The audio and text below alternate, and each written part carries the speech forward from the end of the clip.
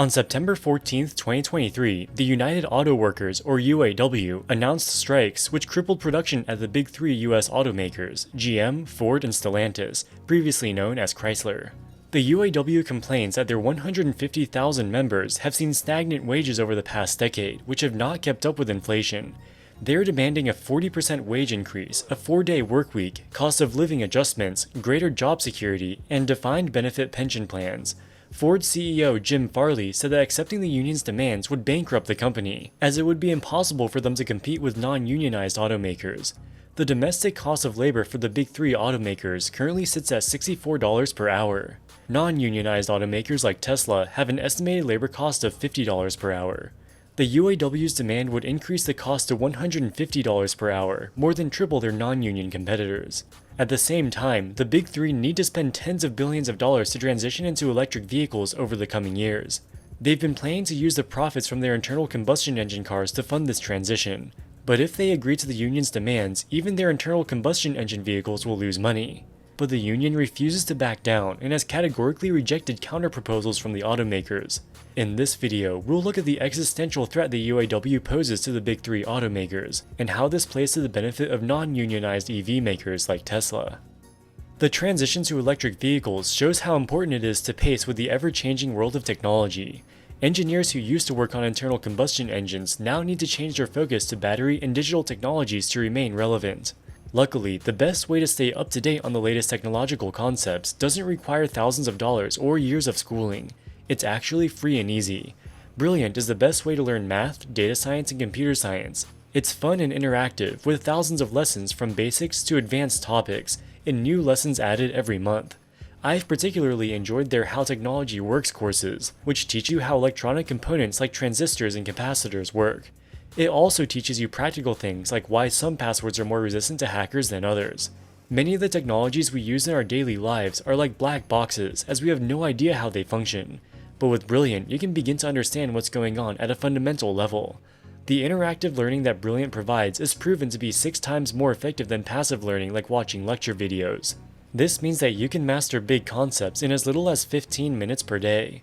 To try everything Brilliant has to offer, free for a full 30 days, visit brilliant.org/WallStreetMillennial or click on the link in the description. The first 200 of you will get 20% off Brilliant's annual premium subscription.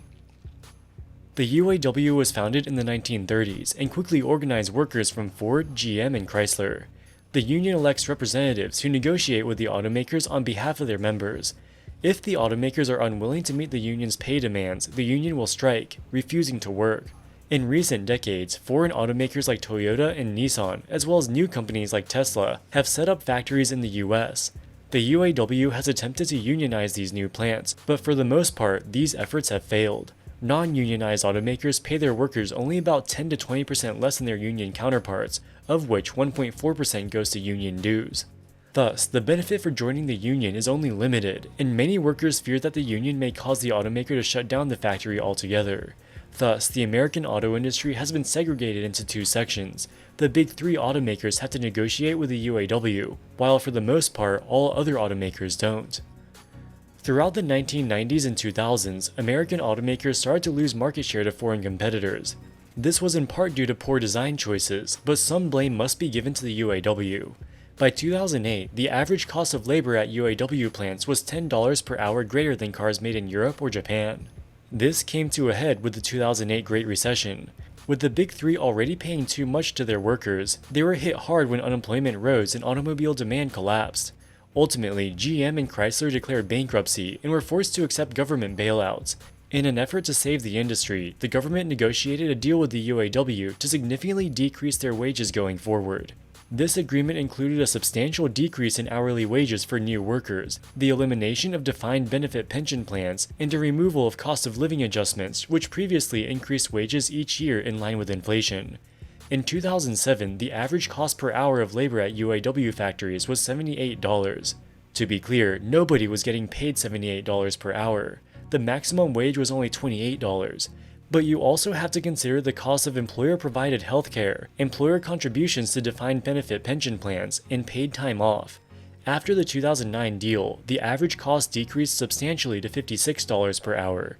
The non-salary benefits were reduced substantially, and new workers were paid much lower wages, as low as $17 per hour. UAW wages stayed stagnant for the next 10 years, as the automakers were still recovering from the financial crisis and had no means to increase wages. In 2019, the UAW finally negotiated a significant increase, but average compensation is still far below 2008 levels.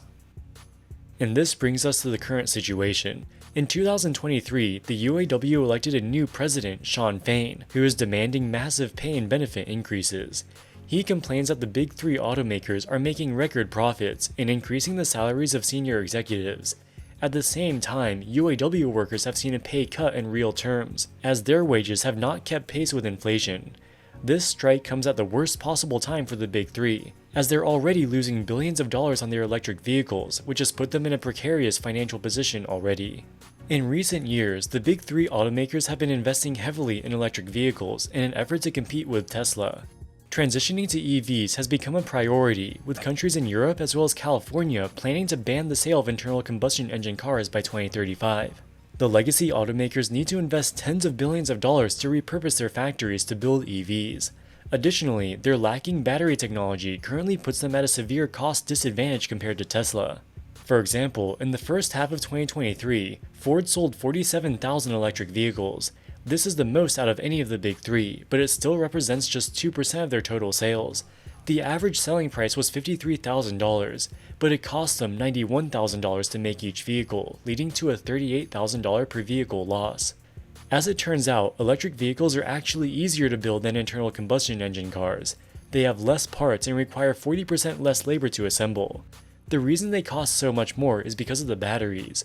Most US automakers, including Ford, currently import their batteries from abroad, but this is very expensive. Earlier this year, Ford announced that they'll be spending $3.5 billion to build their own battery factory in Michigan, licensing technology from the Chinese battery company CATL. The factory was expected to come online in 2026. By making the batteries themselves, the cost will be much lower.